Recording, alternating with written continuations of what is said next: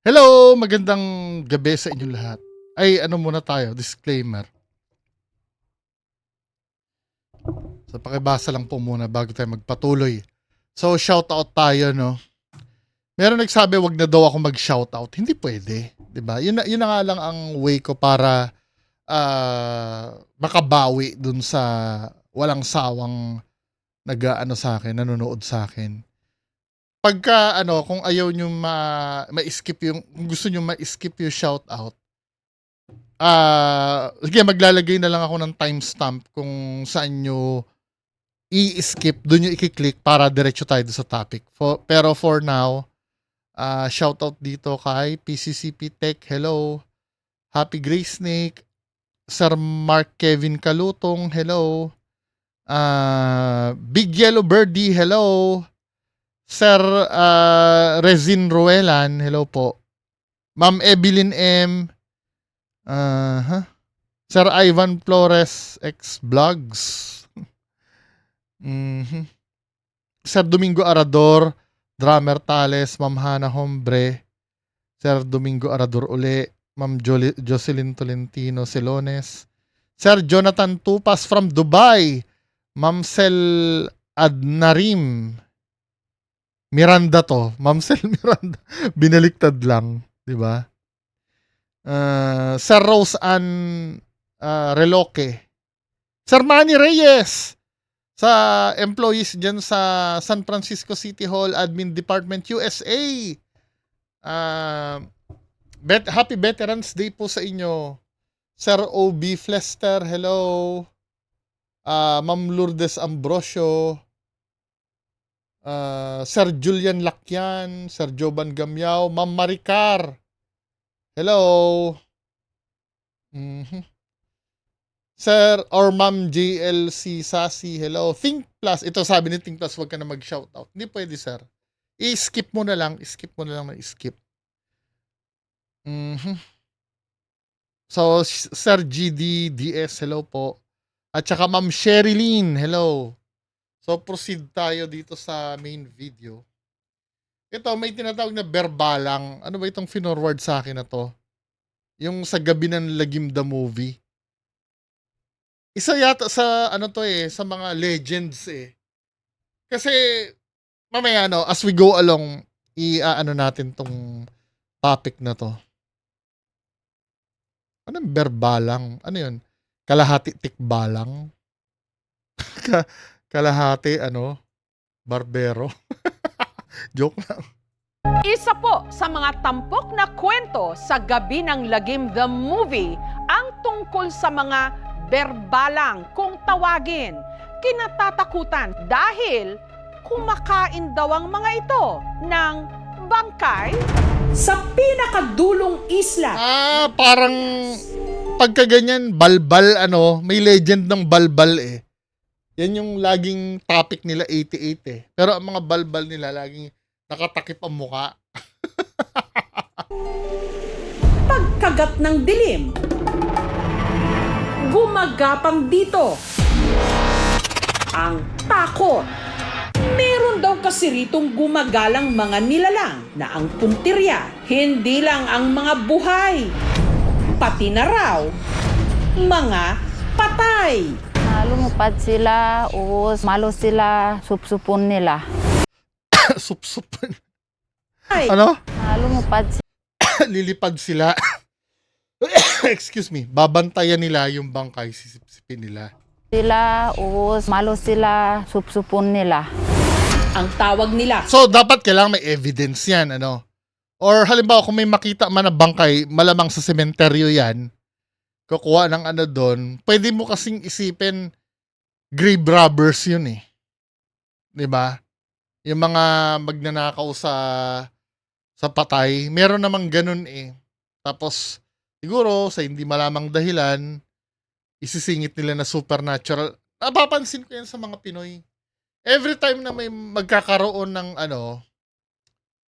ng phenomenon or ng isang bagay na hindi pa ma-determine kung ano yon, ang hilig ng mga Pinoy na idala sa sa kababalaghan lagi eh. 'Di ba? Hindi ko alam ano ba ang doon. Ano ba yung ano ba, convenient ba yon para sa atin na dun na lang isisi sa kababalaghan? Anyway, Nitong nilalang, balbalang o berbalang ano yan? o berbalang Balbal nga. ang paniniwala Ako, content na naman ni Donsky to. tungkol sa mga berbalang ang pangalawang tampok na istorya sa KMJS Gabi ng Lagim, the movie na mapapanood na simula November 26 sa mga sinehan. Pagbibidahan ito ni Sanya Lopez, Rocco Nasino at Elijah Canlas sa direksyon ni Direk Dodo Dayaw. Kilala sa paggawa ng horror films na sumasalamin sa takot at trauma ng lipunang Pilipino. I'd like to think it's a very interesting story because it's really about a brother and a sister taking care of each other. Energizing kasi matagal na akong hindi nagdi-direct. Ginanahan kami mag-shoot ulit. At ang kwento tungkol sa mga berbalang, hindi gawa. So, itong episode na to, marketing ito para do sa movie. Katunayan, noong 1890s, isang explorer mula Great Britain ang di umano nakasalamuhan nito, si Ethelbert Forbes Skirchley. Ang kanyang engkwentro sa Ang hirap banggitin ng pangalan, no? Ethelbert Forbes Skirchley. berbalang na ilathala pa sa libro ni Rupert Gold na Oddities, A Book of Unexplained Facts. Ang berbalang inilarawan na may matang katulad sa pusa, may pakpak na para namang sa paniki, at mahahaba ang mga kuko na siya raw gamit nila sa paghuhukay sa mga nakabaong bangkay. They dig open the graves and eat the entrails of the corpses. Ang mga paglalarawan ni Skirchley, isang siglo na ang nakalipas, tumutugma sa kwento ngayon katulad ng testimonya ni Jenny Lynn. Hindi kasi pwedeng ano yan eh. Di ba, kailan ba nangyari yon? Isang siglo. Ang isang siglo ba is 100 na taon? Tama ba ako? So, noong mga time na yon, tingnan na natin para ma-make sure. O, let's say 100 taon. Ano ba tayo doon? Sinasakop ba tayo ng ano? Kasi 'di ba proven yung mga aswang, mga CIA naman ang gumawa para gawin nilang panakot sa mga Pinoy. 'Di ba? May ganun na facts eh. Ang ginawa nung mga CIA, may mga Pinoy silang pinatay tapos binutasan nila dito. Tapos ang ginawa nila, binitin nila pati warik para ma-drain yung dugo. Tapos yung mga bangkay na ikinalat nila para pag nakita ng mga Pinoy, isipin na may gumagalang aswang. So, tingnan natin kung ano ba yung purpose, bakit inano. 2016, habang ipinagbubuntis daw ni At yun, magpapasa-pasa yun eh. Yung kwento na yun, hindi mamamatay yun. Lalo na kung wala nagde-debunk. Di ba? Jenny Lynn ang kanyang pangatlong anak, kung ano-anong kababalaghan daw ang kanyang naranasan. Pati yung pagbuntis, marinig namin, magdaan, yung tinig nila ba? Nailuwal naman daw ni Jenny Lynn ang kanilang sanggol, pero lumaki itong sakitin. Di yun makatulog yung anak ko isang gabi, masakit talaga yung tiyan niya. Kababalaghan na naman yun. Bas yung asawa ko, pati yung anak ko na binatilyo. Tapos nagpausok na sila doon sa likod ng bahay namin. Wait lang, ano yun? Gagawin ng aswang yun na sumakitan siya ng anak mo? Hindi ko nakukuha. Kasi parang tingin namin nandyan sila. Sabi ng anak ko, ma, may nakita ako tao doon sa puno ng nyug. Ganyan daw yung pakpak niya. Tapos wala na, hindi na nakita. Kinabukasan, hindi raw bumubuti ang lagay ng kanyang anak. Dinala namin yung anak ko sa clinic. Hindi na rin ng dextrose kasi madami na talagang tusok yung katawan niya. Inanap na yung ugat sa ulo niya.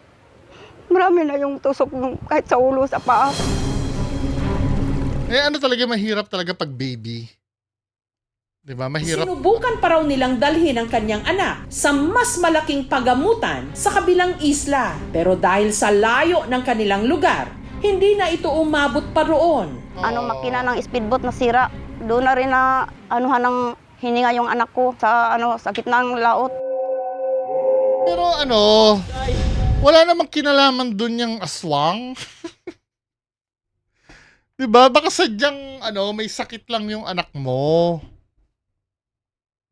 Pwedeng meningitis siguro, feeling ko yun eh. 'Di ba? Tsaka sasabihin naman ng alam ng mga taga-center na merong something dun sa anak mo na hindi ka babalaghan. Tay, berbalang tay! Hinala ni Jenilyn ang di umano engkwentro niya sa berbalang nung Ang layo niyan, Min. Anong wait lang. So meaning ngayon ang berbalang may power na anuhin ka? Bakit yung anak pa yung pasasakitin ng siya? Ba't di na lang kayo? 'Di ba? Hindi ko nakukuha yung yung logic ng berbalang kung bakit gagawin niya yon. Di sana lahat kayo kaya niya palang gawin yun eh. gabing nagkasakit ang kanilang anak. Isa na raw masamang pangitain. Ano yun? Confirmation bias yan.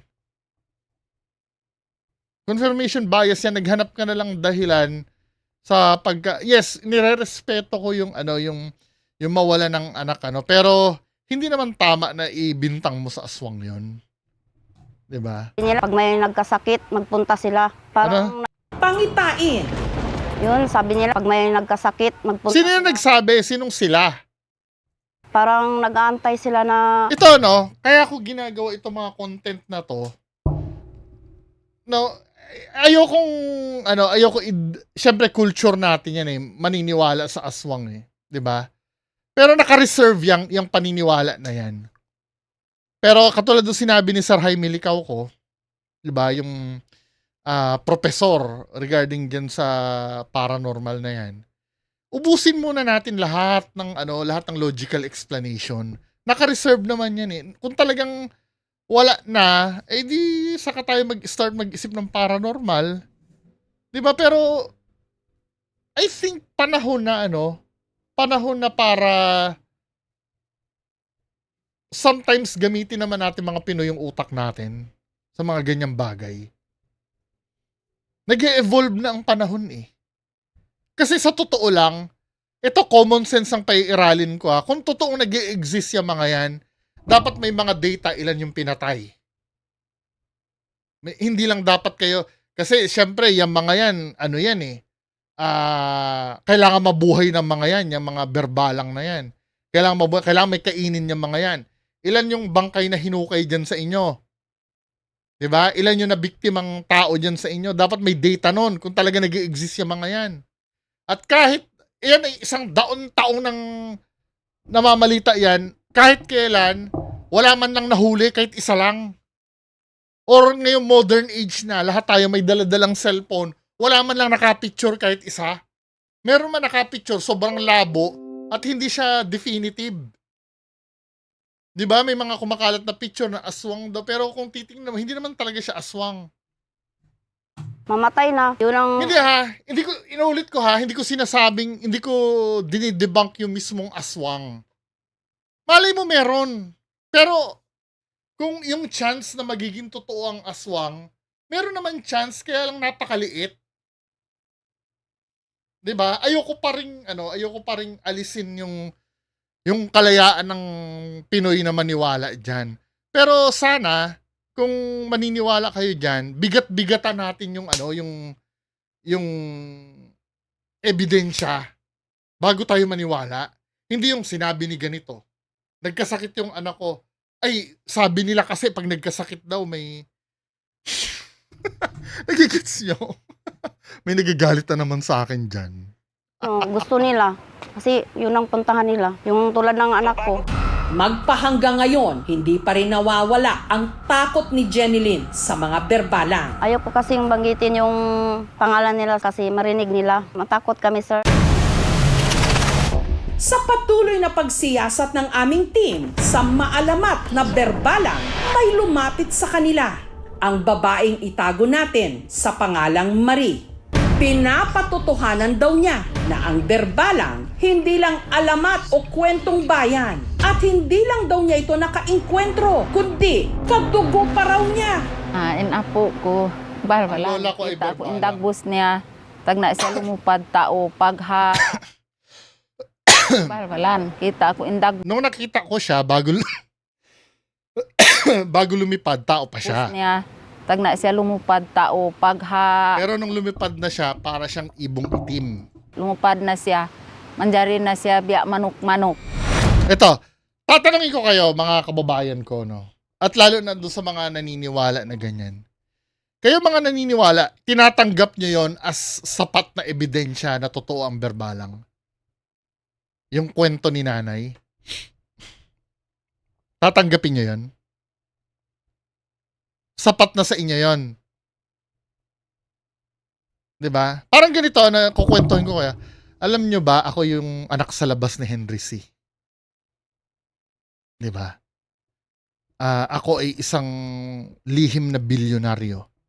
Kasi bago namatay ang aking ama, iniwanan niya ako ng limpak-limpak na salapi.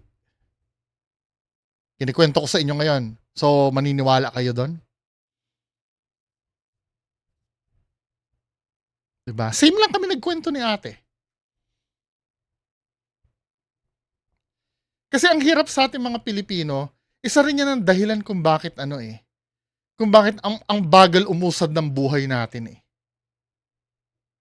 Ang daming setback sa buhay natin mga Pinoy kasi may mga bagay na, alam mo yun, ang dali natin masway. Hindi lang pagdating sa kababalaghan eh. Well, dito tayo magi-start eh. 'Di ba? Itong lesson na matututunan natin sa mga ganitong bagay, nag-a-apply ito pagdating sa pagpili natin ng kandidato, 'di ba, sa mga decisions natin sa buhay. Halimbawa, may pera tayo, magi-invest tayo, maniniwala na lang tayo basta-basta sa kwento. I'm not saying na na walang mabuting kandidato. 'Di ba? I'm not saying na walang magandang pag-investa ng pera. Meron 'yan. Pero ang pagkukulang natin mga Pinoy, yung pagsusuri. Basta natamisan tayo doon sa kwento or pumabor sa pantasya natin yung kwento, isusugal na natin eh. I hope you get my point ha. Never ko pa rin sinasabing hindi totoo yung pero kung ang present mo sa aking ebidensya ay kwento neto ni nanay na kinuwento niya lang, I'm so sorry. Dapat tayo mga Pinoy, sa makabagong Pinoy ngayon, papasok ang year 2026, hindi na dapat sa atin uubra pag kwento lang. Yun lang. 'Di ba? Laging dapat may pagdududa tayo, kahit konting pagdududa. Practicein natin every time na may magkukwento, every time na magtatanong tayo. Na talaga ba? Paano mo mapapatunayan sa amin yun? Kahit ganong mentality man lang. At maniwala kayo sa akin, ililigtas kayo niyan. Pag ganyan na mentality nyo. Hindi naman kabastusan yun eh. Siyempre, gusto mo lang naman ma-verify yung kinikwento sa'yo. Ngayon, kung nababastusan sa'yo yung nagkikwento sa'yo na hindi ka agad-agad naniniwala, problema niya yun. Diba? Pagha lumupad na siya. Manjari na siya biya manok-manok. Di umano, personal din daw niyang nasaksihan ang pagbabagong anyo ng kanyang lola. Nagdaig kami kumulang iban siya. Magkatabi kami noon, nagbabagong anyo siya.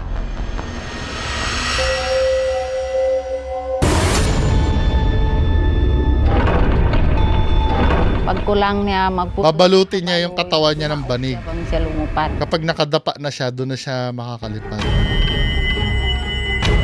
Taong na sakit, Yung buros. mga may sakit, buntis, pati yung mga patay. Supsupon nila. Isipin nila.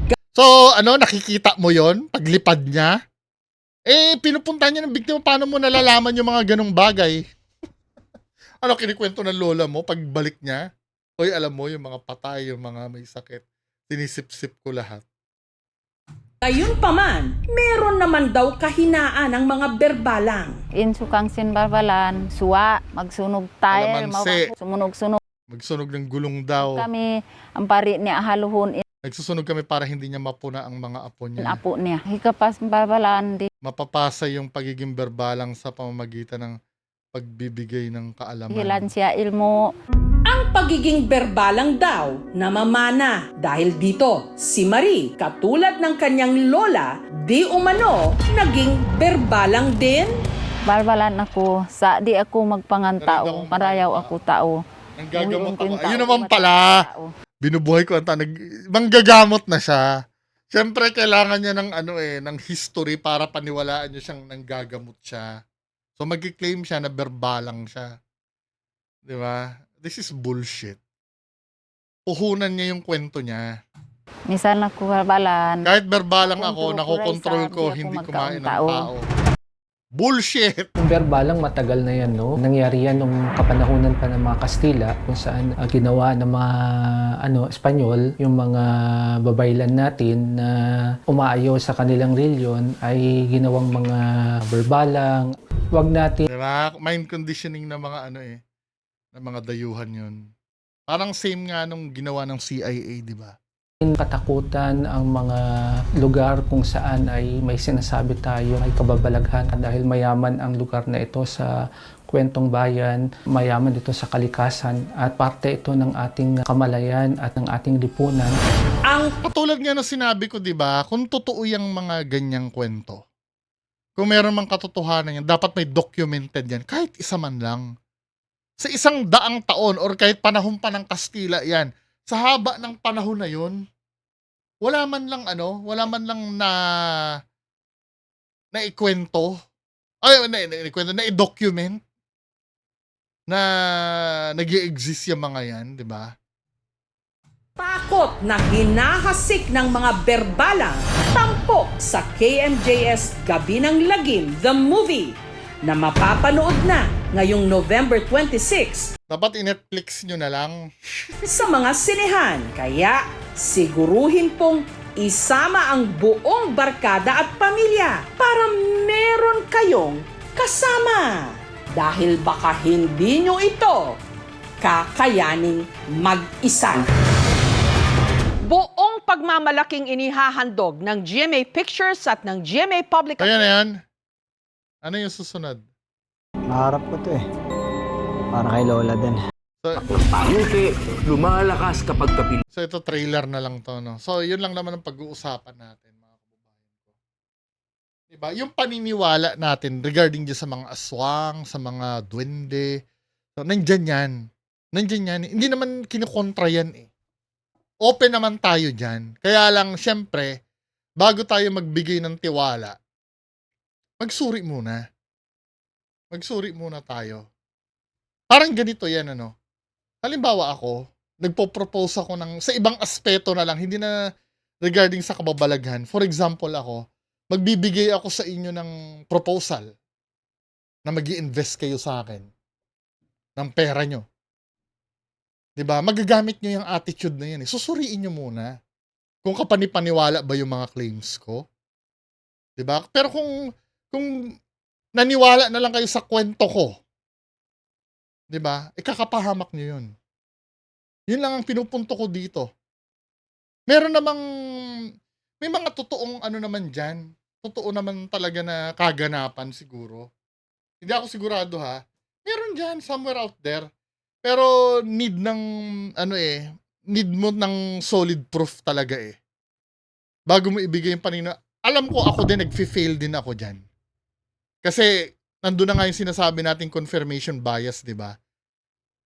Nararanasan ko din yan. Kaya kailangan natin magtulungan tayo lahat. Hindi ko sinasabi na porkit sinasabi ako matalino na ako, hindi na ako maluloko. Pwede rin ako maloko. Katulad nyo rin ako. Kaya lang hinihikayat ko lang sa inyo na sometimes hanapin nyo muna yung bigat ng istorya bago nyo paniwalaan. Hindi yung basta, kinuwento daw ng lola niya eh. Kinuwento ng tatay niya eh. Diba, totoo na ba yon? Ay, sinasabi ko sa'yo. Kinuwento yan ng lola ko, kaya totoo yan. Yung lola ko, ganyan, sinabi ng lola ko. Ewan ko sa inyo. Basta bahala kayo. Hindi, ganito na lang. Para walang away, bahala kayo kung ayaw niyong tanggapin yung sinabi ko. Yun na lang. Magandang gabi sa inyo lahat. Bye-bye.